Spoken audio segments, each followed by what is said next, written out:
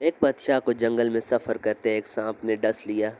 شاہی طبیب اپنی تمام تر کوششوں کے باوجود زہر کو جب بادشاہ کے جسم میں پھیلنے سے نہ روک پائے تو زاروں قطار رونے لگا۔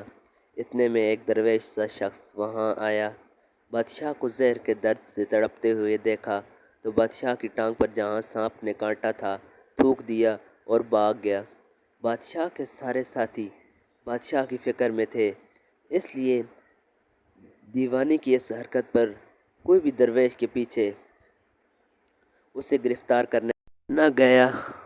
شاہی طبیب نے تھوک صاف کرنے کے لیے ایک رومال پکڑا اور بادشاہ کی زہر سے نیلی ہوتی ٹانگ پر سے تھوک صاف کرنے لگا، مگر پھر حیران ہوتے ہوئے رک گیا۔ اس نے انگلی سے تھوک کو سانپ کے ڈسے پر اچھی طرح مل دیا، جس سے فوراً ہی زہر کا سلسلہ ہو گیا۔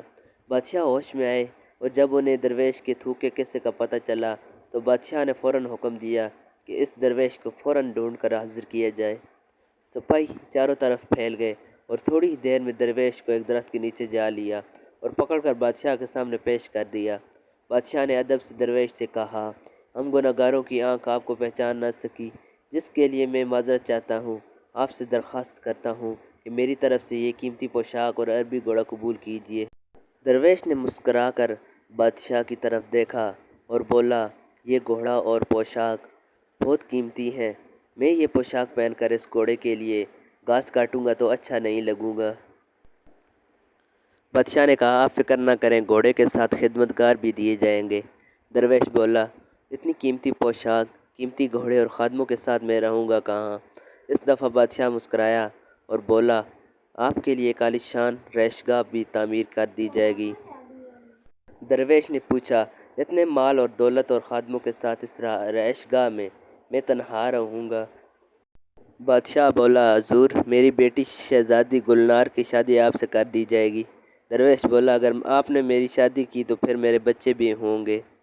بادشاہ نے جواب دیا، بالکل ہوں گے، ہماری دعا ہے کہ آپ کو کثیر اولاد ملے۔ درویش بولا، اگر ان بچوں میں سے کسی بچے کو خدا نخواستہ کچھ ہو گیا تو پھر رونا کس کو پڑے گا؟ بادشاہ نے جواب دیا، حضور، اگر خدا نخواستہ ایسا ہوا تو رونا تو پھر آپ کو ہی پڑے گا۔ درویش مسکرا کر بولا، اگر یہ سارا کچھ لے کر مجھے رونا ہی پڑے گا تو بادشاہ سلامت، آپ اپنا گھوڑا اور قیمتی لباس واپس لے لیں، میں اپنی درویشی میں خوش ہوں۔